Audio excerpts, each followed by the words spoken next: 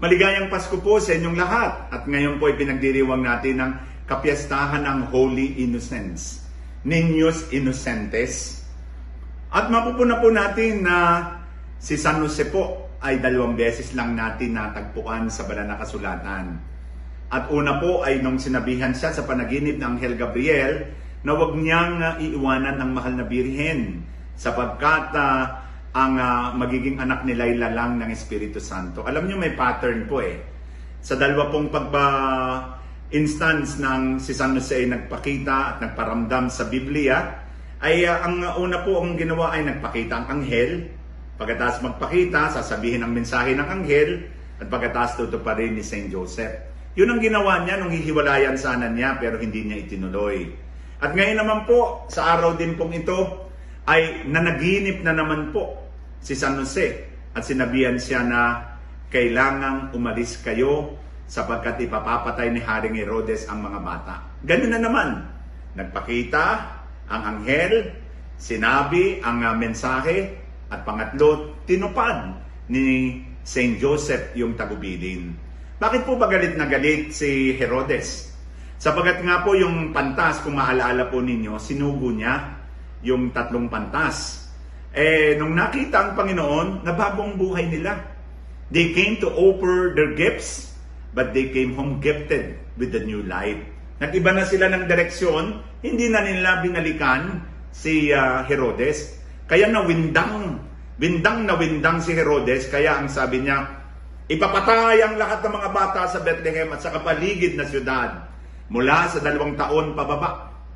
Kaya naman winarningan ng anghel itong si San Jose. Kaya naman tumupad at umalis sa lugar na iyon. Kaya nga po ang biruan, pagka Niños Inocentes daw, ay ito daw ay lukuhan.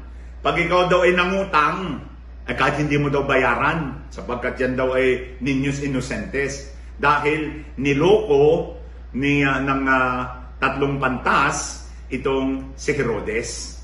Pero mga kapatid, ang ipinagdiriwang po natin ay yung Holy Innocents.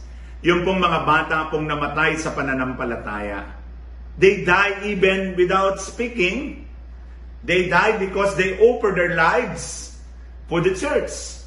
Kung kaya naman sila po ay unang martir ni Kristo. Para kay Kristo, para sa ating simbahan.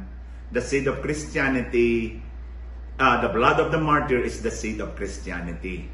Kaya nga po, not all are called to die for the faith, but we are called to live our faith. May holy innocence inspire us to be holy and to live our faith 24 hours a day.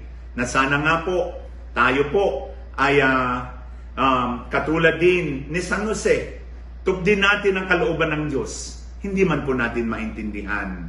Marami po tayong hindi maintindihan sa buhay natin, pero mahalaga po ay sumunod tayo sa kalooban ng Diyos.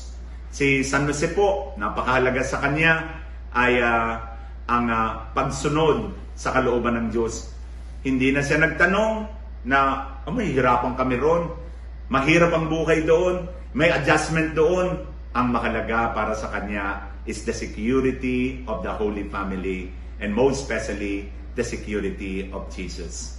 Ang mission niya, hindi lang to be the legal father of Jesus, but to be the custodian of the Holy Family. Kaya naman, number 1 sa kanya, the security of Jesus. Let us all together our mission in life. Ano po ba ang ating misyon sa buhay? Sana po magdala tayo ng ating mga kaluluwa sa paanan ng Panginoon. Let's be true to our word. Let us be true to our names, Christians. We must be Christians not only by words, but also by action. Sana po matagpuan din natin ng Panginoon sa ating paghahanap sa Kanya ng Kanyang dakilang presensya. Amen.